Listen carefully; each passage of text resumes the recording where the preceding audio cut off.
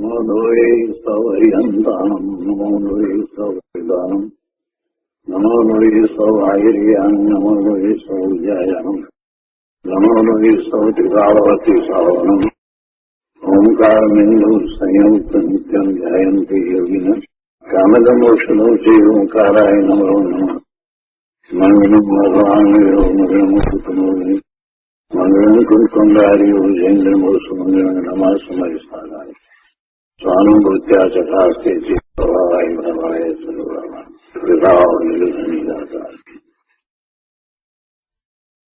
નિયમસાર ભગવાન કુંકુંદાચાર્ય રચિત નિયમસાર તથા મુનિવર પદ્મપ્રબંધારી દેવ રચિત તાત્પર્ય વૃત્તિ ટીકા એનો સ્વાધ્યાય ચાલે છે. એમાં નિશ્ચય પરમ આવશ્યક અધિકાર, આ અધિકારની ગાથા 157 પછીથી મુનિરાજ પદ્મપ્રબંધારી દેવે બે કળશ થયા છે, કળશ 268 અને કળશ 269.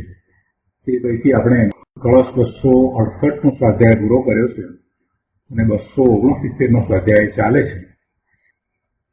269 કળશ ઉપર પૂજ્ય ગુરુદેવ કાંજી સ્વામીએ જે વિસ્તાર કર્યો છે એ વિસ્તારનો શેષ ભાગ આજે લઈએ છીએ. સહેજ પુનરાવર્તન કરીએ તો 269માં કળશમાં એમ કહ્યું કે જન્મ મરણરૂપ રોગના હેતુભૂત સમસ્ત સંગને છોડીને, જન્મ મરણનું જે કારણ છે એવા સમસ્ત સંગને છોડીને હૃદય કમળમાં બુદ્ધિપૂર્વક એટલે સમજણપૂર્વક, વિવેકપૂર્વક પૂર્ણ વૈરાગ્ય ભાવ કરીને સહજ પરમ આનંદ વડે જે અવ્યગ્ર છે એવું પોતાનું શુદ્ધ સ્વરૂપ, નિજ સ્વરૂપ, એવા સ્વરૂપમાં શક્તિથી સ્થિત રહીને, એટલે પોતાના સામર્થ્ય વડે સ્થિત રહીને મોહ ક્ષીણ થતા અમે લોકને સદા તૃણવત અવલોકીએ છીએ. આવી જ્યારે અમારી દશા થઈ છે ત્યારે જગત આખું અમને તૃણવત દેખાય છે, કણકલા જેવું લાગે છે. એમાં આપણે કેટલોક વિસ્તાર લીધો છે, આજે આગળ લઈએ છીએ. નિયમસાર પ્રવચન સદગુરુ પ્રવચન પ્રસાદ ભાગ 3, પાના નંબર 892. એમાં ચોથો પેરેગ્રાફ ત્યાં સુધી આપણે સ્વાધ્યાય કર્યો છે. ચોથો પેરેગ્રાફ ફરીથી વાંચીએ છીએ કે બુદ્ધિપૂર્વક વૈરાગ્ય લાવીને મુનિઓ શું કરે છે. બુદ્ધિપૂર્વક એટલે સમજણપૂર્વક, દ્રવ્યસ્રોતનો અભ્યાસ કર્યા પછીથી, સમ્યક દર્શન થયા પછીથી પોતે ભેદ જ્ઞાન કર્યું છે અને દ્રષ્ટિ સ્વરૂપ તરફ રહે છે એવી દશા છે ત્યારે સમજણપૂર્વક, એટલે કે એકમાત્ર પોતાનું ત્રિકાળી શુદ્ધ સ્વરૂપ એ રીતે જ પોતે વર્તે છે, એ સિવાય બીજું કાંઈ છે જ નહીં, બીજા કોઈનું મહત્વ પણ નથી અને બીજે દ્રષ્ટિ પણ જતી નથી, એવી જેને સમજ આવી ગઈ છે એ શું કરે છે? એટલે કહે છે કે બુદ્ધિપૂર્વક વૈરાગ્ય લાવીને મુનિઓ શું કરે છે? સહજ પરમાનંદ વડે જે અવ્યગ્ર છે, જે એટલે કે પોતાનું સ્વરૂપ અવ્યગ્ર છે, અનાકુળ છે, પોતાના સ્વરૂપમાં કોઈ આકુળતા નથી એવું પોતાનું સ્વરૂપ અવ્યગ્ર છે. કારણ કે સહજ પરમ આનંદની દશા રૂપ પોતાનું સ્વરૂપ છે. તો જ્યાં સહજ પરમ આનંદ હોય ત્યાં વ્યગ્રતા કે આકુળતા હોય નહીં. એટલે કે છે કે સહજ પરમ આનંદ વડે જે અવ્યગ્ર અનાકુળ છે એવા નિજ રૂપમાં પોતાની શક્તિથી સ્થિત રહીને મોહ ક્ષીણ હોતા, જ્યારે પોતાના સ્વરૂપમાં સ્થિરતારૂપ દશા થઈ છે એવો પુરુષાર્થ ઉપડ્યો છે, પોતાના સ્વરૂપમાં સ્થિરતા રૂપ થયા છે, તો આગળ વધતા પછી મોહ ક્ષીણ થાય છે, મોહનો ક્ષય થઈ જાય છે.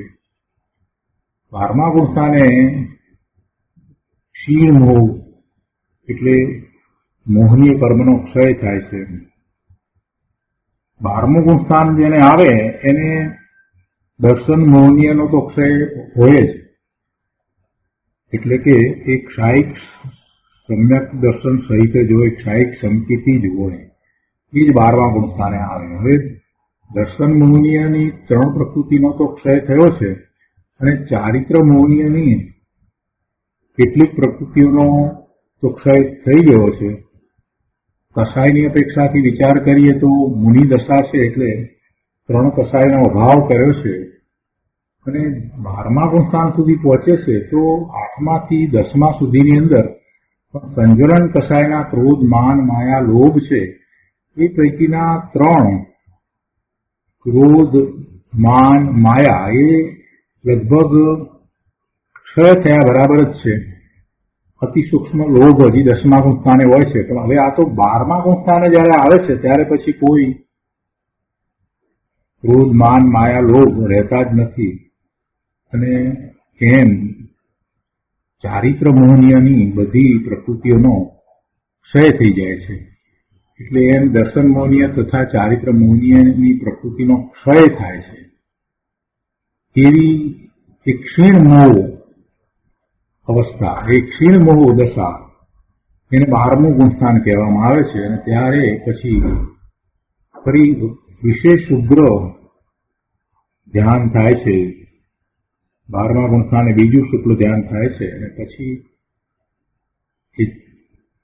મોહનીય કર્મના ક્ષય પછીથી બાકી રહેલા ઘાતી કર્મો, જ્ઞાનાવરણીય, દર્શનાવરણીય અને અંતરાય કર્મ, એનો પણ ક્ષય થાય છે અને 13મા ગુણસ્થાનની દશામાં સહયોગી કેવળી થાય છે, કેવળ જ્ઞાન પ્રગટ કરે છે.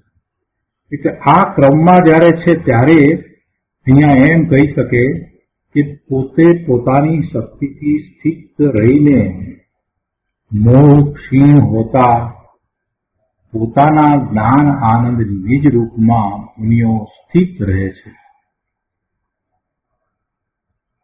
કેવું છે નિજ રૂપ? શરીર નહીં, પુણ્ય નહીં, અરે એક સમયની જે નિર્મળ પર્યાય એની પણ રુચિ નહીં. કેમ કે મોક્ષ માર્ગમાં નિર્મળ પરિણામો પર્યાય આશ્રિત હોતા નથી. મોક્ષ માર્ગના પરિણામો એ પરિણામોમાંથી બીજા નવા પરિણામો ઉદ્ભવ પામતા નથી કે મોક્ષ માર્ગમાં આગળ એમાંથી વૃદ્ધિ થતી નથી. એટલે એની પણ રુચિ નહીં, એવી નિર્મળ પર્યાયની પણ રુચિ નહીં. આત્મામાં શરીર નથી, પુણ્ય નથી અને એક સમયની પ્રગટ પર્યાયની પણ રુચિ નથી. કેમ કે મોક્ષ માર્ગમાંથી મોક્ષ માર્ગ આવતો નથી અને વૃદ્ધિ પામતો નથી, પણ ત્રિકાળી ચિદાનંદ સ્વભાવના આશ્રય વૃદ્ધિ પામે છે. એટલે એવું પોતાનું જે સ્વરૂપ છે એને વિશે સ્થિરતા કરે છે. એના આશ્રય મુનિઓ અનાકુળ સહજ પરમ આનંદને ભોગવે છે. અશુભથી બચવા 5 મહાવ્રત આદિના શુભભાવ આવે છે. 7મા ગુણસ્થાનની દશામાં છે અને હજી શ્રેણી નથી ચડ્યા તો 7ને છઠ્ઠે થાય છે, તો એ વખતે 6થા ગુણસ્થાને સવિકલ્પ દશામાં શુભભાવ હોય છે. મહાવ્રતની સભાનતાનો શુભભાવ હોય છે. વળી હું સામાયિક કરું, પચખાણ કરું એવા વિકલ્પો પણ આવે છે, પણ એ બધો શુભભાવ છે અને એ શુભભાવને લીધે અશુભ ભાવ થતા નથી. એટલે અશુભથી બચવા શુભભાવ આવે છે એમ ઉપચાર કરીને કહેવામાં આવે છે. ખરેખર તો મુનિની દ્રષ્ટિ સ્વરૂપ તરફ રહે છે એટલે અશુભ ભાવ આવવાનો પ્રશ્ન જ નથી. પણ છતાં એમ કહેવાય કે અશુભથી બચવા શુભ ભાવ આવે છે. એ દ્વારા સમજાવવું એ છે કે જેમને સમ્યક દર્શન પણ નથી એવા જીવો પણ જો શુભભાવમાં રહેવાનો પ્રયત્ન કરે છે તો અશુભ ભાવ આવતો નથી. અને શુભ ભાવમાં કઈ આમ નામ રહી શકાતું નથી. શુદ્ધ ભાવનું મહાત્મા આવ્યું છે અને શુદ્ધ ભાવનો પુરુષાર્થ થાય તો સહજ રીતે શુભ ભાવમાં રહેવાય. શુદ્ધ ભાવનું મહાત્મા આવ્યું હોય એટલે શુદ્ધ ભાવનો પુરુષાર્થ ઉભર્યો હોય ત્યારે શાસ્ત્ર વાંચન વગેરેનો ભાવ આવે છે અને કેમ કરીને આ તત્વને હું આત્મસાત કરું વગેરે ભાવ વર્તે છે. બાહ્ય તપ વગેરે પણ સાથે હોય છે, પણ મહાત્મા શુદ્ધનું છે તો એના જે શુભ ભાવ છે એવા શુભ ભાવમાં એ રહે છે એટલે એને અશુભથી બચવાપણું થાય છે. પણ જેને શુભ ભાવનું આત્મા આવ્યું છે એ ખરેખર તો અશુભથી બચી શકતો નથી. કેમ કે એ તો શુભ ભાવમાં નિદાન કરે છે કે આ શુભ ભાવ મને આવ્યો ને આને લીધે થઈને મને આમ થાય તો સારું, એવા નિદાન કરે છે. એટલે શુભ ભાવના મહાત્માથી અશુભથી બચાય એમ તો બને જ નહીં. શુભ ભાવ કરે ત્યારે એને અંદરમાં એમ છે કે શુભ ભાવ દ્વારા મને સારી ગતિ મળે. હવે એ ગતિનો તો ભાવ કર્યો છે તો શુભ ભાવ થઈ ગયો. એ જ રીતે શુભ ભાવના ફળનો વિચાર કરે કે આટલા ઉપવાસનું ફળ મને આમ પ્રાપ્ત થાય. એટલે એ ઊંધું શિક્ષણ અત્યારે જે ચાલી રહ્યું છે કે ભાઈ આમ કર તો આનું તને આ ફળ મળે, એ ફળની વાત કરવામાં આવે છે તો એ શુભ ભાવના ફળની જ હંમેશા વાત કરવામાં આવે છે. એટલે શુભ ભાવ તરફ લક્ષ છે અને એના ફળ ને પ્રાપ્ત કરવું છે એવો અશુભ ભાવ. એટલે એમાં એવા શુભ ભાવથી તો કાંઈ અશુભ ભાવ રહિત થવાતું નથી. અશુભ ભાવથી બચવું જ છે. અશુભ ભાવથી જો બચવું જ છે તો શુભ ભાવનું મહાત્મા ન હોય પરંતુ શુદ્ધ ભાવનું મહાત્મા હોય. ઘણા લોકો બિચારા એમ કહેતા હોય છે કે કઈ નહીં, શુભ ભાવ છે તો સારું છે ને, જે અપેક્ષા તો સારું છે ને. એમ નહીં.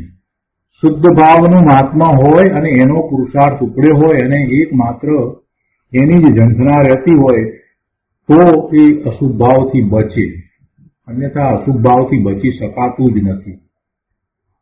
ખૂબ શાંતિથી આ બધી વાત ઉપર વિચાર કરવા જેવો છે.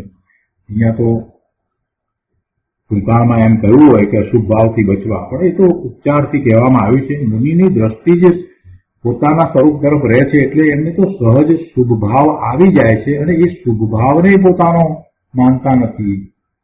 એ દ્વારા પોતાને કાંઈ પ્રાપ્ત કરવું છે એમ પણ નથી. એવી એમની શ્રદ્ધા છે અને એવી જ પ્રવૃત્તિ વર્તે છે. શુદ્ધ ભાવમાં કેમ કરીને જાઉં, કેમ કરીને મારા સ્વભાવ ભાવે થવું, આવી વાત ચાલતી હોય ત્યાં પછી શુભ ભાવ એ અશુભ ભાવથી બચવા માટે આવે છે એમ જયારે કહ્યું હોય ત્યારે સમજવાનું કે એ ઉપચારથી કહેલું કથન છે. તો અહીંયા કહે છે કે મુનિને એવા વિકલ્પ આવે છે છઠ્ઠા ગુણસ્થાનની દશામાં, સ્વવિકલ્પ દશામાં એવા વિકલ્પ હોય છે, પણ એ બધા વિકલ્પો અને એ સાથે રહેલો શુભ ભાવ સ્વભાવની શાંતિ માટે નકામો છે. સ્વભાવની શાંતિની અપેક્ષાથી જો વિચાર કરીએ તો એ શુદ્ધ ભાવ અર્થહીન છે, એ બેકાર છે.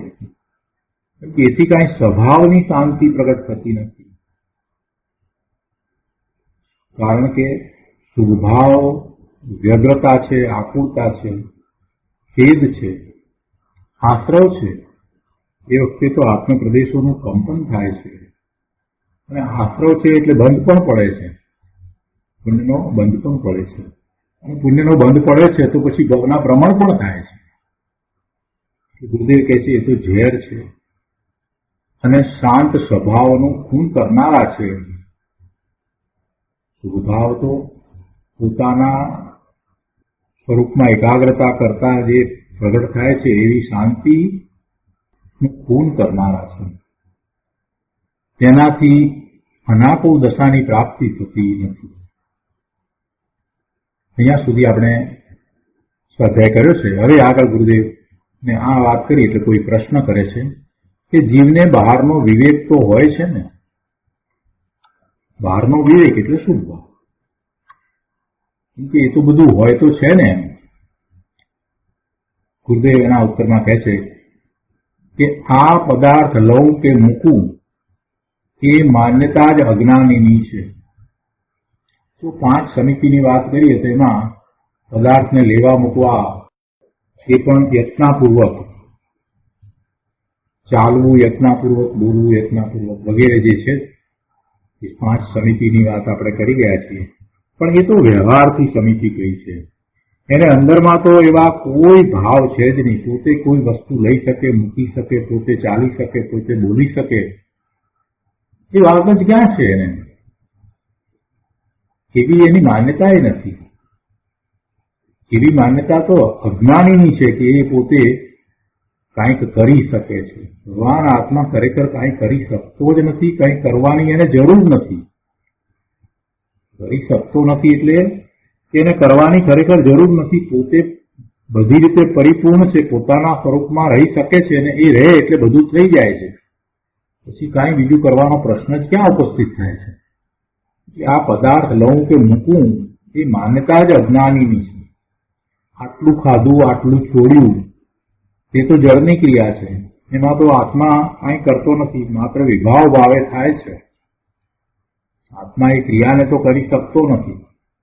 હું આહાર પાણી લઈ શકું છું કે છોડી શકું છું, એવી માન્યતા જગત કરતા ઈશ્વરની માન્યતા વાળાની જેમ મિથ્યા દ્રષ્ટિની છે.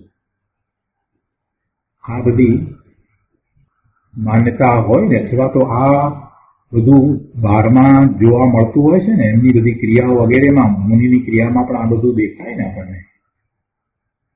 આહાર પાણી અમુક રીતે જ લેવા, શુદ્ધ આહાર લેવો, આ તે બધું જે કંઈ દેખાય છે, તો એમને કંઈ એમ નથી કે તે ક્રિયા એ પોતે કરે છે, પોતાની ક્રિયા છે, એવું છે જ નહીં.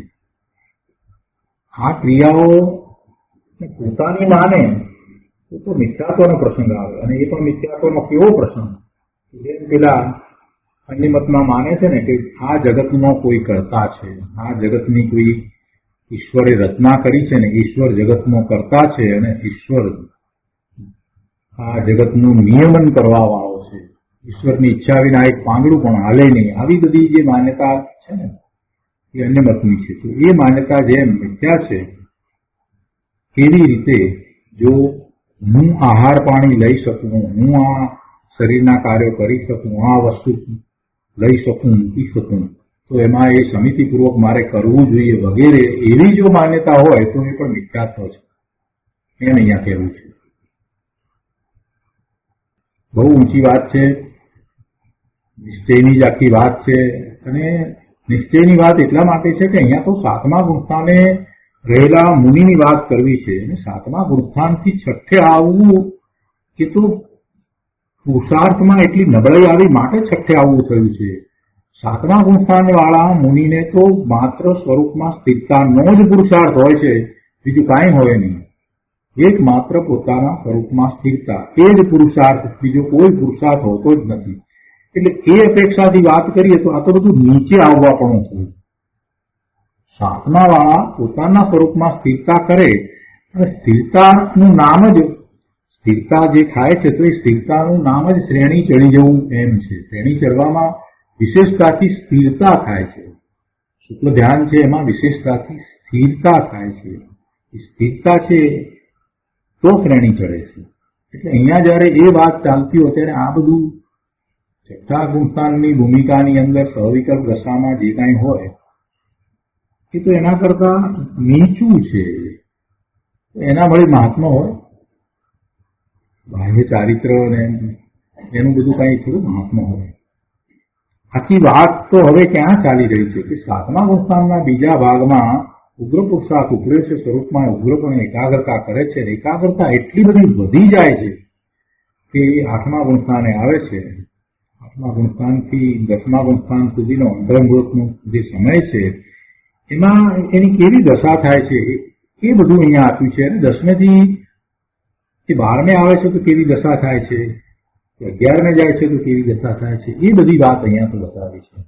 અને એ આખો જે પુરુષાર્થ છે એ નિશ્ચયથી આવશ્યક ક્રિયાનો પુરુષાર્થ છે. એ જ માત્ર આવશ્યક ક્રિયા છે. એટલે આવી જયારે વાત ચાલતી હોય તો પછી આ બધા શુભાવ ને એ બધું એ તો એને ઝેર સમાન લાગે.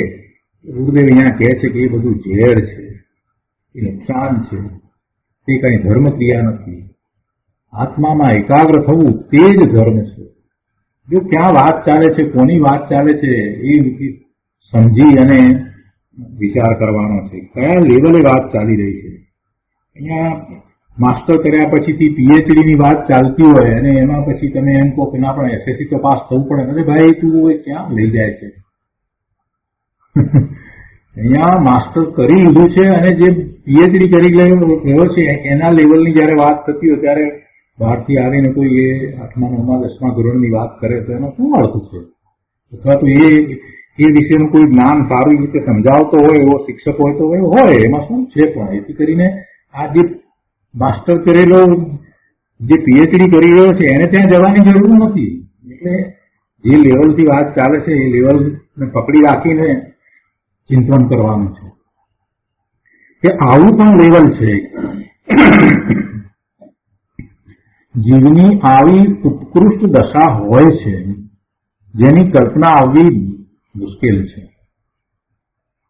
જેને તમને પ્રગટ કર્યું હોય અને જેને એવો પુરુષાર્થ ઉપડ્યો હોય જે 5મા ગુણસ્થાનની ભૂમિકામાં કોઈક જ ગુરુદેવ જેવા કે કૃપાળુદેવ જેવા જીવ છે એ જ એની કલ્પના કરી શકે. કે પૂર્વે એવો પુરુષાર્થ કરીને આવ્યા છે ને વર્તમાનમાં એવી દશા હતી, માત્ર નગ્ન દિગંબર મુનિ નહોતા થયા, નહીતર કદાચ 7મા ગુણસ્થાનની દશામાં હોત. એટલે એમની વાત જુદી છે, બાકી આ ક્યાંથી વાત આવે? અને અહીંયા એમણે જયારે આ વાત સમજાવી છે ત્યારે પણ પોતે મતિકલ્પનાથી વાત નથી સમજાવી, શાસ્ત્રના આધારે. અને એ શાસ્ત્રના રચયિતા પણ કોણ છે? મુકુંદાચાર્ય ભગવાન એના રચયિતા છે અને એની ટીકા લખનારા દેવરાજ મુનિવર પદ્મપ્રોકમલધારી દેવ છે. તેમની એવી ઊંચી દશા હતી. એટલે એ અપેક્ષાથી વાત આખી સમજવાની છે, માત્ર વાંચી જવાનો અર્થ નથી, વિચાર કરવાનો છે. બહુ આવી દશા આવી ભૂમિકા જીવોની થઈ શકે છે. પંચમ કાળમાં ભરત ક્ષેત્રને વિશે પણ આવી દશા મુનિની હોય છે. એવા નગ્ન દિગંબર મુનિ વર્તમાનમાં પણ હોય છે, નથી એમ નથી. તેણી ના ચડે પણ આવી અદભુત દશા. તો અહીંયા એ વાત ચાલે છે કે એમને શુભભાવ આવી જાય છે, તો એ શુભભાવનું હવે એમને શું મહત્વ હોય? ઘણી વાર આ વાત આવી કે શુભભાવને ના એ સ્વામી થતા નથી, એમ તો વાત આવી ઘણી વાર, પણ એને જરાક વિચારવાની જરૂર છે કે કેમ શુભભાવના સ્વામી ન થાય? શુભભાવ ને કેમ એ સારો માનીને એમાં રોકાઈ નથી રહેતા? એ સહજ દશા છે, એમાં રોકાવાનો પ્રશ્ન જ નથી. અહીંયા કહે છે કે અજ્ઞાની જીવો પ્રથમ વ્યવહાર થાય પછી નિશ્ચય થાય એમ માને છે. એટલે વ્યવહાર નહીં સમજ્યા નથી. નિશ્ચય વિના વ્યવહાર હોતો જ નથી. શુભ ભાવને વ્યવહાર કહી દે છે એમ તો વ્યવહાર કહી શકાય. લોકો એકઠા થયા હોય સારા કપડા પહેરીને તો એને જાન કહેવાતી નથી. સારા કપડા પહેરી બધા લગ્નના કપડા પહેરીને ભેગા થયા તો એને જાન નથી કહેવાતી. વરરાજા હોય ત્યારે એને જાન કહેવાય. અને એનું એક નિશ્ચિત જગ્યાએ જવું એ નક્કી હોય, સમય વગેરે નક્કી હોય બધું. અને વરરાજા સાથે જયારે એ મૂળ થાય છે તો એને જાન કહેવાય છે. એમ જાન નથી કહેવાતી. બધા ચલો લગ્નના કપડા પહેરીને થોડું આવી ગયું એટલે એને જાન નથી કહેવાય. લગ્ન કરવા મૂર્તિઓ સાથે છે અને જાય છે તો જાન કહેવાય. એના એ જ બધા ટોળામાં ઉભા છે તો કઈ એને જાન નથી કહેતા, એનું ટોળું જ કહેવાય. જાનમાં અને ટોળામાં આટલો ફેર છે. એવી રીતે નિશ્ચય હોય તો શુભભાવ અને નિશ્ચય છે ત્યારે શુભભાવને આરોપથી વ્યવહાર કહેવાય. અને ત્યાં વ્યવહાર કહેવાય કેવી રીતે? આટલી નાની નાની વાતને લોકો કેમ સમજતા નથી? આશ્ચર્ય થાય છે. નિશ્ચય છે નહીં, આત્માનો અનુભવ થયો નથી અને શુભભાવને વ્યવહાર કહી દેવો. ભલા ભગવાન પહેલા તારા આત્માનો અનુભવ તો કર. અને નિશ્ચય છે નહીં તો પછી વ્યવહાર ક્યાંથી આવ્યો? નિશ્ચય વિના વ્યવહાર ક્યાંથી હોય જ નહીં. અને પછી વ્યવહાર દ્વારા નિશ્ચય થાય, આવી વાત. અહીંયા કહે છે કે અજ્ઞાની જીવો પ્રથમ વ્યવહાર થાય પછી નિશ્ચય થાય એમ માને છે. વ્યવહાર એટલે રાગ. રાગથી વિતરાગતા થાય એમ માનવું એ જ અજ્ઞાન છે. સાચો વ્યવહાર હોય તો પણ એ વ્યવહાર વ્યવહાર જ છે, એથી નિશ્ચય થતો નથી. પણ નિશ્ચયની સાથે વ્યવહાર હોય છે એમ કહેવામાં આવે છે. કાર્યકારી તો નિશ્ચય જ છે. જાનમાં પરણવા વાળો તો કોણ છે? એ મૂર્તિઓ જે છે તે જ છે. બીજા જાનમાં આવેલા કે જે છે એ કઈ એ કાર્ય કરવાના નથી. જયારે એવો મૂર્તિઓ છે તો સાથે રહ્યા છે એને જાનૈયા કહેવાય, બાકી એને જાનૈયા નથી કહેવાતા. એટલે એવી રીતે જયારે નિશ્ચય છે તો પછી સાથે રહેલો સુભાવ છે એને વ્યવહાર કહેવાય. છતાંય કાર્યકારી કોણ છે? નિશ્ચય છે કે વ્યવહાર છે? નિશ્ચય જ કાર્યકારી છે. આટલી સાદી વાત છે, પણ ગુરુદેવે વારંવાર એ વાતને સમજાવી છે, કેમ કે લોકોને હજી વાત ઉતરતી જ નથી. દલીલો કર્યા કરે છે ને એટલે વારંવાર કહે છે. પછી કે તો રાગ છે, સુભાવ એ તો રાગ છે, અને રાગથી વિતરાગતા થાય એમ માનવું એ જ અજ્ઞાન છે.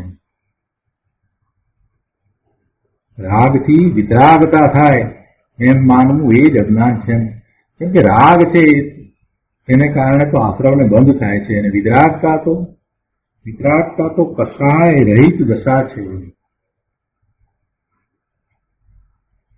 અહીંયા કહે છે કે પર પદાર્થ રહિત તથા રાગ રહિત આત્મા શુદ્ધ ચિદાનંદ સ્વરૂપ છે. એવા ભાનપૂર્વક અંતરમાં ઠરવું તે નિશ્ચય છે.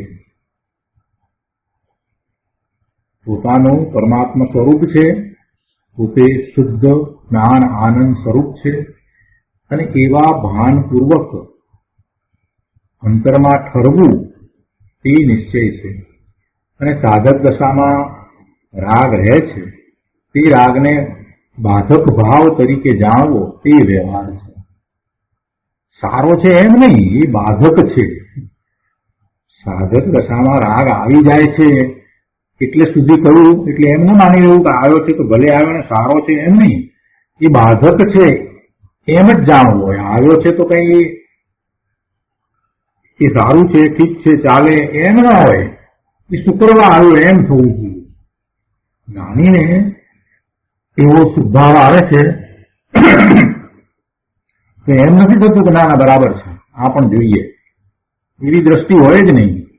એટલો સૂક્ષ્મ રાગ પ્રત્યે જો એવો અભિગમ રહે, એવા સૂક્ષ્મ રાગ, એ વખતે તો રાગ એ સૂક્ષ્મ હોય, પણ એવો જો એના પ્રત્યેનો અભિગમ હોય તો ઠીક છે, ભલે રહ્યો, તો એ શુદ્ધ ભાવે થઈ શકે જ નહીં. એને બાધક ભાવ જ જાણે, એ મને બાંધનારો ભાવ છે, એ મને જોઈએ જ નહીં, મને હોય નહીં. હજી મારો પુરુષાર્થ ઉગ્ર કરવાની મારે જરૂર છે, મારે તો સ્વરૂપમાં જ રહેવું જોઈએ. આવો કેમ શુભાવ આવ્યો એમ હોય. એટલે રાગને બાધક ભાવ તરીકે જાણવો એને સાચો વ્યવહાર કર્યો છે. સાચા વ્યવહારની વ્યાખ્યા જુઓ શું કરી છે ગુરુદેવે. એને બાધક ભાવ તરીકે જાણવો, આમ નિશ્ચય વ્યવહારનું યથાર્થ સ્વરૂપ છે. રાગથી વિતરાગતા થાય એમ માનવામાં આવે, રાગથી વિતરાગતા થાય, રાગના શુદ્ધભાવમાં આગળ વધીએ તો વિતરાગતા થઈ જાય એમ માનવામાં આવે તો બે નય એક થઈ જતા એકે નય રહેતો નથી. એટલે કે નિશ્ચય નય અને વ્યવહાર નય બે એક થઈ જાય એટલે ખરેખર એને એકેય નય નથી. અજ્ઞાનીને નય કેવા? અજ્ઞાનીને કોઈ નય હોતા નથી. કેવડી ભગવાનને નય નથી અને અજ્ઞાનીને નય નથી. સાધક દશાની અંદર જે સમ્યક દર્શન સહિત છે એને નય છે. બે નય જુદા છે અને બંનેના વિષયો પણ જુદા છે. નિશ્ચય નયનો વિષય જુદો છે અને વ્યવહાર નયનો વિષય પણ જુદો છે. નિશ્ચય નય શુદ્ધ સ્વભાવને અંગીકાર કરે છે. નિશ્ચયને શુદ્ધ સ્વભાવને અંગીકાર કરે છે એટલે શું? એટલે કે શુદ્ધ સ્વભાવ છે એ જ મારું સ્વરૂપ છે, હું એ છું એમ નિશ્ચયને શુદ્ધ સ્વભાવને અંગીકાર કરે છે. પોતાનું અસ્તિત્વ અનંત ગુણ રૂપ, પોતાનો સ્વભાવ અનંત ગુણનો સમૂહ એવું પોતાનું અસ્તિત્વ અને એ અનંત ગુણનો એવો ત્રિકાળ જે ભાવ એ સ્વભાવ, તો એને એ અંગીકાર કરે છે. એટલે કે એ હું છું, એ હું છું. પોતાનું અસ્તિત્વ એવું અનંત ગુણના પરિણમન રૂપ સ્વભાવ વાળું છે. એટલે કે એ સ્વભાવ ભાવે જે રહ્યો છે તે હું છું. સ્વભાવ ભાવે જ્યાં સુધી હું થતો નથી ત્યાં સુધી હું મારા સ્વભાવ ભાવે થતો નથી ત્યાં સુધી મેં મારા સ્વરૂપને જાણ્યું નથી. જેણે પોતાના સ્વરૂપને જાણ્યું છે એને તો એકમાત્ર સ્વભાવ ભાવે રહેવા સિવાય બીજું કાંઈ મનમાં નથી, અંતરમાં બીજી કોઈ ઈચ્છા આકાંક્ષા નથી. એમ પણ નથી કે કેવળ જ્ઞાન પ્રગટ કરીએ. ચોથા ગુણસ્થાનની દશામાં પણ એવું હોય છે. પછી આગળ વધતા જેને વારંવાર સ્વરૂપમાં જવાનું થાય છે એને તો બીજું કાંઈ હોતું નથી, માત્ર સ્વરૂપમાં જ રહેવું છે. સુગરણીજીના પત્રમાંથી એ વાતને આપણે જયારે પકડીએ છીએ કે ચોથા ગુણસ્થાનની દશાની અંદર પણ એ એમ કે છે કે જો પર્યાય કો હોના હે હો, હમે ક્યાં હે, એનો અર્થ શું થયો કે અમે તો ત્રિકાળ શુદ્ધ દ્રવ્ય છીએ અને પર્યાય તો જે થવાની છે તે થાય છે. એટલે અમારે કોઈ આમ પર્યાય રૂપ થવું છે એમ પણ નથી, અમારે મોક્ષ માર્ગની પર્યાય પ્રગટ કરવી છે એમ પણ નથી. અમે ત્રિકાળ શુદ્ધ દ્રવ્ય છીએ અને અમે એ ભાવે જ રહીએ છીએ. બસ આટલી જ વાત હોય છે ચોથા ગુણસ્થાનની દશાની અંદર. તો પછી એથી આગળ તો કેવી વાત હોય? તો આપણને બહારથી એમ લાગે કે એ એવો પુરુષાર્થ કરી રહ્યા છે અને કેવળ જ્ઞાન પ્રગટ કરે, પણ એમને કાંઈ અંદરમાં એમ નથી કે મને આ પર્યાય પ્રગટ થાય ને આમ થાય તેમ થાય. ના, એવું હોતું નથી. માત્ર સ્વભાવ ભાવે જ રહેવું છે, બીજું કાંઈ નથી. એટલે એ ઉપરથી ખ્યાલ આવે કે સ્વભાવ ભાવને કેટલો એમણે ગ્રહ્યો છે, સ્વભાવ ભાવને કેટલો અંગીકાર કર્યો છે. એ વાત એ ઉપરથી આપણને સ્પષ્ટ થાય છે. નિશ્ચય નહીં, શુદ્ધ સ્વભાવને અંગીકાર કરે છે. જે શુદ્ધ સ્વભાવને અંગીકાર કરે છે એને નિશ્ચય નહીં છે. અને કમજોરીથી જે રાગ આવે છે, એટલે કે સ્થિરતા નથી થઈ તો રાગ આવે છે, તેને વ્યવહાર નહીં જાણે છે. એ બંનેના વિષયો જુદા છે. નિશ્ચયથી આત્માના આશરે લાભ છે અને શુભ રાગ બાધક ભાવ છે, તેનાથી લાભ નથી એમ માનવું તે સાચું અનેકાંત છે. એમ નથી કે નિશ્ચયથી પણ ધર્મ થાય અને વ્યવહારથી પણ ધર્મ થાય, એવું અનેકાંત નથી. એ તો ખુદડી વાત છે. ગુરુદેવ તો ખુદડી વાત કે છે, એ સ્યાદવાદ નથી. અનેકાંતનું સાચું સ્વરૂપ શું છે? અનેકાંતનું સાચું સ્વરૂપ તો એ છે કે શુદ્ધભાવથી ધર્મ નથી થતો અને શુદ્ધ ભાવથી ધર્મ થાય છે. નિશ્ચયથી આત્માના આશરે લાભ છે, ધર્મ છે, અને શુભ રાગ છે તે બાધક ભાવ છે, એ આશ્રવ છે, તેનાથી લાભ નથી એમ માનવું તે સ્યાદવાદ અનેકાંત છે. વર્તમાનમાં તો ઊંધી માન્યતા થઈ ગઈ છે. સ્યાદવાદ કોને કહે છે, અનેકાંત કોને કહે છે? સ્યાદવાદ તો શુદ્ધ ભાવથી પણ ધર્મ થાય અને શુદ્ધ ભાવથી પણ ધર્મ થાય, એવો અનેકાંત કહે છે.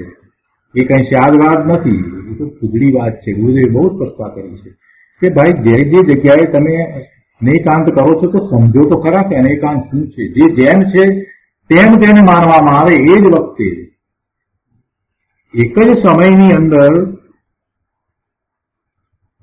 સમયની અંદર બે વિરુદ્ધ વાતને જયારે સ્વીકારીએ છીએ તો એને જેમ છે તેમ સ્વીકારવામાં આવે. આપણે મતિ કલ્પનાએ સ્વીકારીએ તો એથી કઈ અનેકાંત નથી થતું.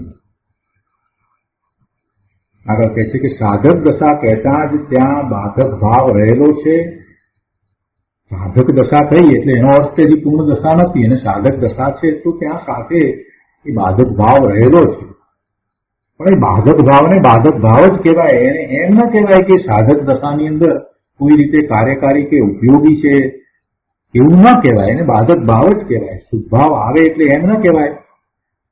કોઈક વખત શાસ્ત્રમાં એને એમ કહેવામાં આવ્યો હોય કે સહકારી કારણ છે વગેરે કહેવામાં આવ્યું હોય, પણ છતાં એ બાધક ભાવ છે તો બાધક જ છે,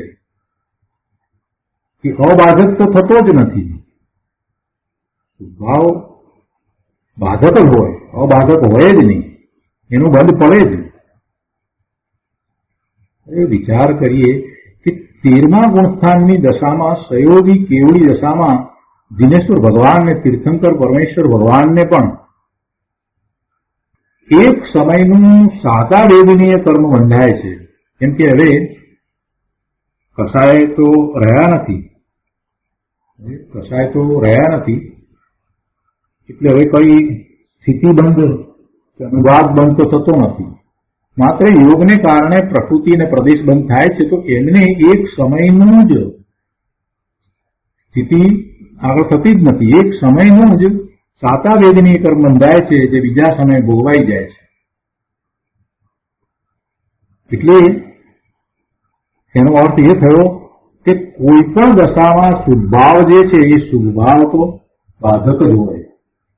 તીર્થંકર પરમેશ્વરને તો એટલું નથી, તે છતાં એમને પણ એ બંધ પડે છે. મારે તો એ કહેવું છે, સાતા વેદનીયનો બંધ પડ્યો ને, અને બંધ પડે તો પછી એ ભોગવાય પણ ખરો. તો સાધક દશાની અંદર તો હજી અધૂરી દશા છે, પૂર્ણ દશાએ થઈ નથી. તો જે સુગ્રાગ છે એ બાધક જ હોય, એને કારણે બંધ જ પડે, ને બંધ પડે તો બંધનો ઉદય પણ આવે છે. અને એનાથી લાભ માનવો એ અનેકાંત નથી. બાધક ભાવ રહેલો છે ત્યાં પુણ્ય પાપ આશ્રમને બંધ થાય છે, એ વાત સાચી છે. પણ રાગ આવ્યો માટે ધર્મ થાય એમ બનતું નથી. રાગ આવ્યો માટે ધર્મ થાય એમ બનતું નથી. શુભભાવ આવ્યો માટે ધર્મ થાય એમ બનતું નથી. શુભભાવ અને ધર્મ બે ચીજ જુદી છે. શુભભાવમાં એ આવ્યો છે એટલે એને ધર્મ થશે એમ નથી. અનંતકાળમાં શુભભાવ તો એને અનંતવાર કર્યા જ છે. શાસ્ત્ર વાંચનનો ભાવ આવ્યો એ શુભભાવ છે ને, એથી ધર્મ નથી થતો. ધર્મ તો શાસ્ત્ર વાંચન કરી અને શાસ્ત્રમાં આવેલી વાતને સ્વીકારી આત્મસાત કરી અને એવો પ્રયોગ કરે ત્યારે ધર્મ થાય. ત્યાં સુધી ક્યાં ધર્મ છે? ત્યાં સુધી બધો આશ્રવ જ છે, પુણ્ય આશ્રવ જ થાય છે. આ સ્વાધ્યાય કરીએ છીએ તો એથી પુણ્ય આશ્રવને બંધ થાય છે, એથી કઈ ધર્મ નથી થતો. ધર્મ તો વિતરાગી પરિણામ છે, અને વિતરાગી પરિણામ એ તો અકસાય ભાવે થાય છે. ક્ષણ માત્ર માટે પણ પોતે અકસાય ભાવે નિર્વિકલ્પ દશામાં ધ્યાનમાં હોય ત્યારે એને વિતરાગી પરિણામ થાય છે. એ ધર્મ છે. શુભભાવ તો આવે માટે કઈ ધર્મ થાય છે એમ બનતું નથી. ખાલી ખોટા અભિમાનમાં રહેવાની જરૂર નથી કે અમે આટલા બધા અમે શુભભાવમાં છીએ, આટલું બધું આમ કરીએ છીએ માટે અમે તો ધર્મ માર્ગમાં છીએ. ભાઈ, ભૂલ ન કરતો. સ્કૂલમાં આવ્યો માટે તું શિક્ષણ પ્રાપ્ત કરી લે છે એમ નથી. શિક્ષણ પ્રાપ્ત કરવું એ જુદી વાત છે, અને સ્કૂલમાં જવું એ જુદી વાત છે. સ્કૂલમાં તો જવાનું જ છે. કોલેજમાં ગયો માટે ડિગ્રી મળે છે એમ નથી. ડિગ્રી મેળવવા માટે અભ્યાસ કરવાનો છે, અને પછી પરીક્ષા પણ આપવાની છે. આ બધી નાની નાની વાતને ખૂબ સારી રીતે સમજવા જેવી છે. ભાઈ, શુભભાવ આવ્યો માટે તને ધર્મ થઈ જાય એમ નથી. એ તો તું કોલેજમાં આવતો થયો, શુભભાવથી ધર્મ થાય એમ નથી. તારે હવે આગળ પુરુષાર્થ વધારવાનો છે. પુરુષાર્થ જેમને ઉપડ્યો નથી એમને માટે આ બધી વાતો ગુરુદેવે કહી છે. પણ એનો મર્મ સમજ્યા વિના માત્ર રોજ સ્વાધ્યાય કરીએ તો શું અર્થ છે પ્રભુ? અહીંયા કહે છે કે રાગ આવ્યો માટે ધર્મ થાય એમ બનતું નથી. વિકાર કારણ અને અવિકારી કાર્ય એવું હોય નહીં. વિકારને કારણે અવિકારી કાર્ય થાય નહીં. એવી રીતે વ્યવહાર કારણ અને નિશ્ચય કાર્ય એમ પણ બનતું નથી. વ્યવહારથી નિશ્ચય થાય નહીં, વિકારથી અવિકારી કાર્ય થાય નહીં. રાગથી વિતરાગતા થાય અથવા સમ્યક દર્શન પમાય એમ બનતું નથી. એટલે આ શુભભાવ જે છે તો શુભભાવથી આપણને સમ્યક દર્શન થશે એમ માન્યતા કરતા હોઈએ તો એ મોટું મિથ્યાત્વ છે. સમ્યક દર્શનનો પુરુષાર્થ આખો જુદો છે. વિકલ્પોમાં રાચી રહીએ અને એમ કહીએ બસ માત્ર વિકલ્પમાં કે હું જ્ઞાન સ્વરૂપ છું એવો ઘડીઓ બોલ્યા કરવાથી કઈ સમ્યક દર્શન થતું નથી. અહીંયા કહે છે કે કુદેવ આદિની શ્રદ્ધા છોડી સાચા દેવ આદિની શ્રદ્ધાનો રાગ આવે. કુદેવ આદિની શ્રદ્ધા છોડી સાચા દેવ આદિની શ્રદ્ધાનો રાગ આવે પણ તેથી લાભ નથી.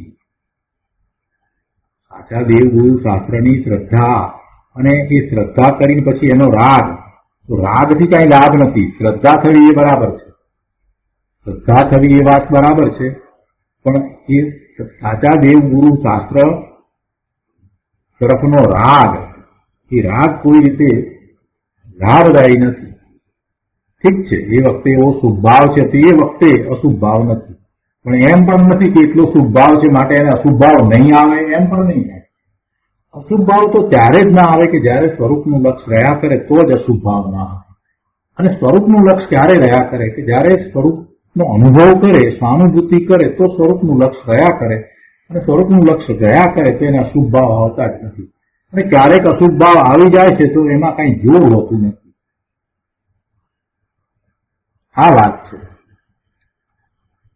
શું કહે છે કે સાચા દેવ આદિની શ્રદ્ધાનો રાગ આવે પણ તેથી લાભ નથી. રાગ વ્યગ્રતા છે, આકુળતા છે. આકુળતાથી અનાકુળતા પ્રત્યે એમ માનવું એ જ મોહ છે, એ ભ્રમ છે. આકુળતાથી અનાકુળતા થાય એમ માનવું એ ભ્રમ છે. રાગ તો ચારિત્ર ગુણની વિપરીત પર્યાય છે. શાંતિથી અહીંયા સમજવાનું છે આ વાત. કેટલાક લોકો ખોટી રીતે સમજાવે છે. ચારિત્ર ગુણની પર્યાય, તો ચારિત્ર ગુણ બે રીતે પરિણમતો હશે, એમ વિપરીતપણે પણ પરિણમે અને સમ્યકપણે પણ પરિણમે, એવી કેટલાય લોકોની માન્યતા છે. પેલા કોરસ્પોન્ડન્સ કોર્સ વાળા જે બોલે છે ને, બધા આ રીતે બોલતા હોય છે કે આ ગુણનું વિપરીત પરિણમન ને આ ગુણનું સમ્યક પરિણમન. આત્મામાં રહેલા ગુણનું વિપરીત પરિણમન થાય કેવી રીતે? જો વિપરીત પરિણમન થતું હોય પછી સમ્યક પરિણમન થાય તો ફરી પાછો ચાન્સ રહે એનું વિપરીત પરિણમન થવાનું. સમજ્યા જ નથી. કહેવાનો આશય એ છે કે જે અંદરમાં રહેલો જે ગુણ છે એનું જે રીતે પરિણમન થાય છે એના કરતા આ પરિણમન જે થઈ રહ્યું છે વિપરીત પ્રકારનું છે. એટલે કે પરિણમન જે અત્યારે જે થઈ રહ્યું છે એ વિપરીત પ્રકારનું થઈ રહ્યું છે, તો કોના કરતા વિપરીત પ્રકારનું છે એમ દર્શાવવું છે. એટલે એમ અહીંયા ચારિત્ર ગુણના પરિણમન કરતા આ પરિણમન વિપરીત પ્રકારનું છે એમ કહેવું છે. જયારે જયારે એ વાત કરી હોય ત્યારે પેલો ગુણ કઈ પરિણમે છે એમ નથી. અંદરમાં રહેલો ગુણ ક્યારેય, ત્રિકાળી ગુણ ક્યારેય વિપરીતપણે પરિણમતો જ નથી. પણ જે પરિણમન અત્યારે જે થઈ રહ્યું છે એ વિપરીત પ્રકારનું છે. પણ એ વિપરીત પ્રકારનું પરિણમન એટલે કયા ગુણના પરિણમનથી એ વિપરીત પ્રકારનું છે એમ સમજાવવા માટે થઈ અને એ દર્શાવવામાં આવે. પણ એનો અર્થ એમ નથી કે પેલો ગુણ અત્યારે અંદરમાં રહેલો ગુણ વિપરીતપણે પરિણમી રહ્યો છે, એમ બિલકુલ નથી. રાગ થવો એ તો વર્તમાન અત્યારની એવી યોગ્યતા છે, લાયકાત છે. અને આ યોગ્યતામાં જે પરિણમન થઈ રહ્યું છે એ પરિણમન કેવું છે? તો કે છે કે ચારિત્ર ગુણનું જે પરિણમન થાય, જે આનંદરૂપ પરિણમન થાય, એવા સુખ ને આનંદરૂપ પરિણમન કરતા આ પરિણમન છે તે વિપરીત પ્રકારનું પરિણમન છે. એટલે દુઃખ રૂપ પરિણમન છે. અને આવી જે દશા થઈ છે એનાથી લાભ માનવો એ ભ્રમ છે, એ મોહ છે. બહુ સ્પષ્ટ કર્યું છે ગુરુદેવે. થોડોક તો પછી પ્રભુ આપણે વિચાર કરવો જોઈએ, ચિંતન પણ કરવું જોઈએ, સાથે બેસીને સ્વાધ્યાય કરીએ ત્યારે સત્સંગમાં આવા મુદ્દા પણ ઉપાડવા જોઈએ. શ્રદ્ધા ગુણનું વિપરીત પરિણમન, આવી વાત બધા સમજાવે છે ને પંડિતો ને કેટલાય પેલા શાસ્ત્રી કોર્સ કર્યો હોય એટલે એ લોકો બોલે છે. મારે એક વખત એમની સાથે વાત થઈ, એવા એક શાસ્ત્રી બહેન સમજાવતા હતા શ્રદ્ધા ગુણનું વિપરીત પરિણમન. કોર્સ કર્યો હતો એટલે એ રીતે શીખ્યા, પણ પછી લાંબો બધો વિચાર ચિંતન ન મળે. ઘણા વર્ષો પહેલાની વાત છે, 10 વર્ષ પહેલા. મેં કીધું એવું કેવી રીતે બને? આત્માનો જે ગુણ છે વિપરીતપણે પરિણમી શકે જ નહીં. તો ના, એ વિપરીત પરિણમન છે. શ્રદ્ધા ગુણનું વિપરીત પરિણમન છે એટલે મિથ્યાત્વ, અને પછી એ સમ્યક પરિણમન થાય. સમજ ન મળે. અરે ભાઈ, સમજાવવું એ છે કે જે શ્રદ્ધા ગુણ છે એનું તો જે પરિણમન જે થવું જોઈએ તે જ થઈ રહ્યું છે, અંદરમાં થઈ જ રહ્યું છે. પણ અહીંયા જયારે ઊંધી માન્યતા છે તો એ પરિણમન કેવું છે તો એને લેબલ કરવું છે. તો લેબલ કરવા માટે એમ સમજાયું કે આ પરિણમન છે એ જે શ્રદ્ધાગુણનું પરિણમન જે છે પરિણમન કરતા વિરુદ્ધ જાતનું પરિણમન છે, અને એ વિરુદ્ધ પરિણમન જે થાય છે તો એ અત્યારે વર્તમાન એવી યોગ્યતા છે માટે થઈ રહ્યું છે, માટે એ મિથ્યા ભાવે પરિણમન થઈ રહ્યું છે. અંદરમાં રહેલો એ શ્રદ્ધાગુણ એ વિપરીત પરિણમીને મિથ્યાત્વ થાય છે. શું બને? ખ્યાલ નહીં ને પછી આ રીતે સમજાવવામાં આવે છે. ત્યારે પણ ઘણા લોકો એમને સમજાવી રહ્યા છે કે આ ગુણનું વિપરીત પરિણમન, આ ગુણનું વિપરીત પરિણમન. કે ભાઈ એ ગુણનું પરિણમન વિપરીત થાય જ નહીં, એ ગુણ તો અંદરમાં એમ જ પરિણમી રહ્યો છે, પણ અત્યારે વર્તમાન જે તારી યોગ્યતા છે એમાં જે પરિણમન છે એને સમજાવવું છે, એટલે એની ઉપર આ નામ આપ્યું કે પેલા ગુણનું જે પરિણમન થાય ને એના કરતા આવું જુદું. નાના બાળકને સમજાવવું હોય અને આપણે એને ઉત્તર ને દક્ષિણ સમજાવી નથી શકતા, તો આપણે એને એમ કહીએ છીએ કે જો સુરત થી આપણે અમદાવાદ તરફ જઈએ ને, બરાબર, તો કે હા, તો એના કરતા આપણે અમદાવાદ તરફ જવાને બદલે ઊંધી દિશામાં જઈએ તો શું કહેવાય? તો કે દક્ષિણ દિશામાં જઈએ છીએ એમ કહેવાય. હવે દક્ષિણ નામ નથી આવડતું તો પછી શું સમજાવીએ કે પેલા કરતા ઊંધું. આ એક રીત છે સમજાવવાની. ઘણી જગ્યાએ આ બધું આવું ધર્મમાં સમજવું પડે છે. ક્ષાયિક ભાવ છે એટલે ક્ષાયિક ભાવ, એનું નામ ક્ષાયિક ભાવ પાડ્યું છે. સામે પેલા કર્મનો ક્ષય થાય છે એવા ભાવ તો જીવના છે, એવા ભાવ તો જીવના છે. ઉપસમ ભાવ, તો ઉપસમ ભાવ એ ભાવ બતાવવો છે. એ ભાવનું શું નામ આપવું કે જેને કારણે એ ભાવને કારણે સામે જે બીજા પદાર્થની અંદર જે થઈ રહ્યું છે એ દર્શાવી શકાય, એટલે એને એ નામ આપવામાં આવ્યું છે. વાસ્તવમાં એ કઈ એનું પરિણામ થોડું કરાવે છે. એવી રીતે ઘણી બધી વાતને આપણે ચિંતન દ્વારા સમજવાની જરૂર છે. કેટલીક વખત એવા સત્સંગ દ્વારા એને સમજવાની જરૂર છે. અહીંયા કે છે કે રાગ તો ચારિત્ર ગુણની વિપરીત પર્યાય છે. એટલે ઘણા લોકો ગોઠવી નાખે કે હા, ચારિત્ર ગુણની બે જાતની પર્યાય. ચારિત્ર ગુણની બે જાતની પર્યાય ન હોય. વિપરીત પર્યાયથી લાભ માનવો તેનો છે. અહીંયા આગળ કહે છે કે અન્ય મતમાં પણ વ્યવહાર કરતા કરતા ધર્મ માને છે અને વ્યવહાર પહેલા જોઈએ અને પછી નિશ્ચય આવે એમ તેઓ કહે છે. અને દિગંબર સનાતન વસ્તુની ટીકા કરી દિગંબરનો વિરોધ કરે છે. અને અહીં દિગંબર જૈનમાં જન્મવા છતાં, દિગંબર જૈનમાં જન્મ્યા છે છતાં જે લોકો પ્રથમ વ્યવહાર જોઈએ એમ કહે છે તે લોકોમાં અને અન્ય મતમાં કાંઈ ફેર નથી. પ્રથમ વ્યવહાર માનવાથી વસ્તુ સ્વરૂપનો નાશ થઈ જાય છે. શેના આધારે તમે વ્યવહાર માન્યો? વસ્તુ સ્વરૂપ જાણ્યા વિના તમે વ્યવહાર કેવી રીતે માન્યો? અને એવો વ્યવહાર માનશો તો પછી વસ્તુ સ્વરૂપને તમે માની જ નથી. તમારી શ્રદ્ધામાં તો વસ્તુ સ્વરૂપ આવશે જ નહીં. તો વસ્તુ સ્વરૂપ જ જ્યાં શ્રદ્ધામાં નથી અને એવા વ્યવહારને આગળ ફોલો કરવાથી શું પ્રાપ્ત થશે? તર્ક દ્વારા સમજાવ્યું છે. બહુ સરસ તે દલીલ કરીને સમજાવ્યું છે. આગળ કહે છે કે આચાર્ય ભગવાને આ શાસ્ત્રનું નામ નિયમસાર રાખેલ છે. તેમાં નિયમસાર શબ્દનો અર્થ ગાથા 3 પૃષ્ઠ 9 સમજાવેલ છે. આત્મા શુદ્ધ ચૈતન્ય સ્વભાવના આશરે પ્રગટતી નિર્મળ વિતરાગી પર્યાય તે નિયમ છે. આત્માના શુદ્ધ ચૈતન્ય ભાવના આશ્રય જે પ્રગટતી વિતરાગી પર્યાય, સમ્યક દર્શન, સમ્યક જ્ઞાન, સમ્યક ચારિત્રની પર્યાય, જ્ઞાન દર્શન ચારિત્રની એકતા, એ જ નિયમ છે. અને સાથે જે શુભભાવ હોય, દેવ ગુરુ શાસ્ત્રની શ્રદ્ધાનો રાગ, મહાવ્રત આદિનો રાગ, એવો શુભભાવ આવે છે. એ બધો વ્યવહાર રત્નત્રયનો રાગ આવે છે. તો એને એમાંથી જુદો પાડવો છે. એટલે એનો નિષેધ બતાવવા માટે સાર શબ્દ જોડવામાં આવેલ છે.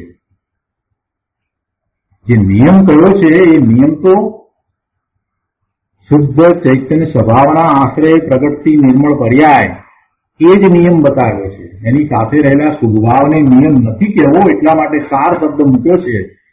એ એના પરિહાસ અર્થે શબ્દ જોડવામાં આવ્યો છે. વિપરીતતાના પરિહાસ અર્થે સાર શબ્દ જોડેલ છે. આ વાત તો આપણે ઘણી વાર કરી છે. અહીં મુખ્યપણે મુનિની વાત છે. મુનિને ઉદ્દેશીને કહે છે કે હે મુનિ, તારા શુદ્ધ ચૈતન્ય સ્વભાવમાં અનાકુળ શાંતિમાં રહેજે. તે તારી આવશ્યક ક્રિયા છે. પુણ્ય પાપ તે તારું સ્વરૂપ નથી. તે તારું રૂપ હોય તો તે કાયમ રહેવું જોઈએ, એટલે એમ તો નથી. શું કહે છે? મુનિને સંબોધીને વાત કરવામાં આવી છે. બીજી રીતે કહીએ તો મુનિએ પોતાની વાત કરી છે કે અમે તો આવી રીતે છીએ. છે મુનિને કે શુદ્ધ ચૈતન્ય સ્વભાવમાં અનાકુળ શાંતિમાં રહેજે. તે તારી આવશ્યક ક્રિયા છે. પુણ્ય પાપ તે તારું સ્વરૂપ નથી. તે તારું રૂપ હોય તો તે કાયમ રહેવું જોઈએ, પણ અશુદ્ધતા સિદ્ધમાંથી નીકળી જાય છે, માટે તે તારું રૂપ નથી. તું સિદ્ધ સમાન છો. તારું સ્વરૂપ તો સિદ્ધ સમાન શુદ્ધ છે, અશુદ્ધતા તારામાં વ્યાપી જ નથી. જ્ઞાન સ્વભાવ તે તારું રૂપ છે. તેમાં એકાગ્ર થવું તે મોક્ષની ક્રિયા છે. 28 મૂળ ગુણનો વિકલ્પ આવે, પણ તે પુણ્ય આશ્રવ અને વ્યગ્રતા છે. તે સ્થિરતામાં કારણ નથી. 28 મૂળ ગુણ સહિત દ્રવ્યલિંગ ચોખ્ખું હોય અને એનો વિકલ્પ હોય, એની સભાનતા, એવો સ્વભાવ એ હોય છે, પણ એ પોતાના સ્વભાવમાં સ્થિર થવામાં કારણ નથી. તે સ્થિરતાના કારણ નથી. પણ નિમિત્ત નૈમિત્તિક સંબંધ એવો જ છે કે જે પોતે પોતાના સ્વભાવમાં સ્થિર થાય છે, એને આવા 28 મૂળ ગુણ સહિત દ્રવ્યલિંગ હોય જ છે. એટલે અહીંયા તો મુનિને એમ કહેવું છે કે ભાઈ, તમે એનો વિકલ્પ હોય તો વિકલ્પને છોડીને તું તારા સ્વભાવમાં લીન થા. પુણ્ય આશ્રવ એ વ્યગ્રતા છે અને એ આવશ્યક ક્રિયા નથી, અને એ સ્થિરતામાં કારણ નથી. માટે સ્વરૂપમાં એવો લીન થા કે મોહનો નાશ થઈ જાય. મોહનો નાશ થઈ જાય તો 12મા ગુણસ્થાનની દશા આવી જાય. ટીકાકાર મહાસમર્થ મુનિ હતા. 6 7 ગુણસ્થાને ઝૂલતા હતા. મુનિરાજ પદ્મપદ મૂળધારી દેવની વાત છે. તેઓ કહે છે કે અમે અમારા જ્ઞાન સ્વભાવમાં સ્થિત રહીને મોહ ક્ષીણ હોતા લોકને સદા તૃણવત અવલોકીએ છીએ. લોક એટલે લોકાકાશમાં રહેલા આ બધા પદાર્થો, આ પૂતગળ, પરમાણુઓના સ્કંદ અને એની વિવિધ રચનાઓ, એ બધું કે છે એને અમે તૃણવત અવલોકીએ છીએ. પણ દેવે પણ એક વખત એ વાત કરી છે કે આ જગત આખું સોનાનું થઈ જાય તો પણ અમને તો તૃણવત છે. જુઓ આ મુનિ દશા. ઇન્દ્રોના ઇન્દ્રાસન, સર્વાર્થ સિદ્ધિદેવોના ભવ, કેટલી બધી રિદ્ધિ સિદ્ધિ બધું કેટલું બધું મળ્યું હોય. અરે સમોસરણ આલી જે દેવો આ રચના કરે છે એ પણ બધું તૃણ સમાન છે. જગતના પદાર્થો છે ને, મુનિએ અહીંયા તો વાત કરી છે, પ્રભુની વાત નથી. મુનિને આમ થઈ જાય છે આ બધું તૃણવત છે. તે પદાર્થો અમારા સ્વભાવમાં નથી, તે તો જ્ઞાતાનું જ્ઞેય છે. જગતમાં તૃણની કિંમત નથી, તેમ આખું જગત તૃણના ઢગલા સમાન અમારા જ્ઞાનમાં છે. અમને આખું જગત તૃણવત લાગે છે, તેની અમને કિંમત નથી. સાક્ષાત ભગવાનની કિંમત ભગવાનમાં છે. અહીંયા સરસ રીતે સમજવાનું છે.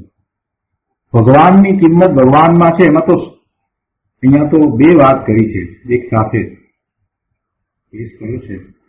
એક વાત એવી કરવી છે કે ભગવાન ભગવાનમાં રહ્યા. ભગવાન ભગવાનમાં રહ્યા.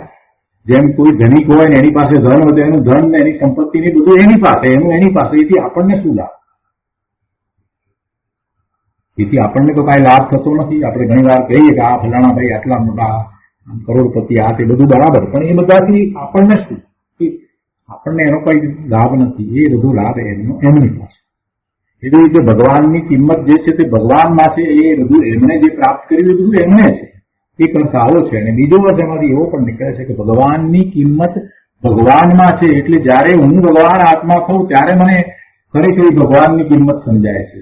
બીજો અર્થ એવો પણ એમાંથી નીકળે છે કે જ્યાં સુધી હું મારા ભગવાન આત્માને જાણતો નથી, મારા નિજ શુદ્ધ સ્વરૂપને જાણતો નથી, ત્યાં સુધી મને મારા સ્વરૂપમાં સ્થિરતા થતા શું પ્રાપ્ત થાય છે એની ખબર જ નથી.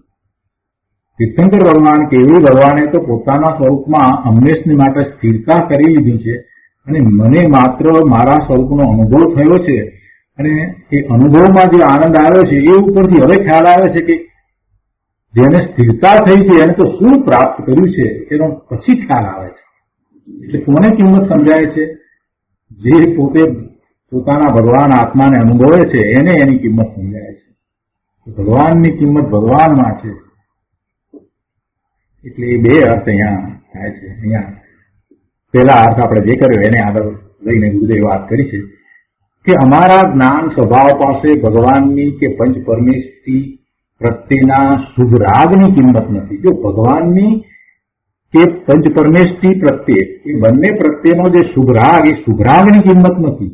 ભગવાનની કિંમત તો અમને ત્યારે સમજાય છે કે જ્યારે અમે પણ એવો પુરુષાર્થ આદરીએ છીએ ત્યારે સમજાય છે. પંચ પરમેશથી નો પુરુષાર્થ જયારે સમજીએ છીએ ત્યારે ખ્યાલ આવે છે કે પંચ પરમેશથી કેવી અદભુત દશા છે. એટલે એમની કિંમત તો ત્યારે સમજાય છે. પણ એમના પ્રત્યે માત્ર શુભભાવ એવા શુભભાવની કોઈ કિંમત નથી. અમોને અમારું મહાત્મા આવે છે. અમારા ભગવાન અમે પોતે છીએ. અમારા ભગવાન અમે પોતે જ છીએ. અમારો આત્મા સર્વજ્ઞ થવાને લાયક છે એવી પ્રતીતિ વર્તે છે. અને આ પ્રતીતિનું મૂળ ઉદ્ભવ સ્થાન ક્યાંથી છે? જીનેશ્વર ભગવાનની વાણીમાંથી આ વાતને સ્વીકારી છે, આત્મસાત કરી છે, અનુભવ કર્યો છે. એટલે હવે એવી પ્રતીતિ વર્તે છે. એટલે પ્રભુએ એમ કહ્યું છે કે ભાઈ તારું મહાત્મા તું સમજ, તારો ભગવાન તું પોતે છે, બીજો અન્ય કોઈ તારો ભગવાન નથી. એ વાત દિનેશ્વર ભગવાનની વાણીમાં આવી છે. કોઈએ પોતાની મતિ કલ્પનાએ જોડી કાઢેલી વાત નથી. તારું સિદ્ધત્વ તારામાં અને એને પ્રગટ કરવાનું સામર્થ્ય પણ તારી અંદર. બીજો કોઈ એ કાંઈ કરી દે એમ નથી. આમ અમારા મહાત્મા પાસે જગતની કોઈ ચીજનું કે શુભરાગનું મહાત્મા નથી. આ પ્રમાણે શુદ્ધ ચૈતન્ય સ્વભાવની કિંમત કરવી અને રાગનો તથા પુણ્યનો મહિમા છોડવો એ આવશ્યક ક્રિયા છે અને તે ધર્મની અથવા મોક્ષની ક્રિયા છે. તો આ રીતે કળશ 269 અહીંયા પૂરો થાય છે. આજનો સ્વાધ્યાય અહીંયા સુધી રાખીએ છીએ. હવે સુખધામ બોલીએ. સુખધામ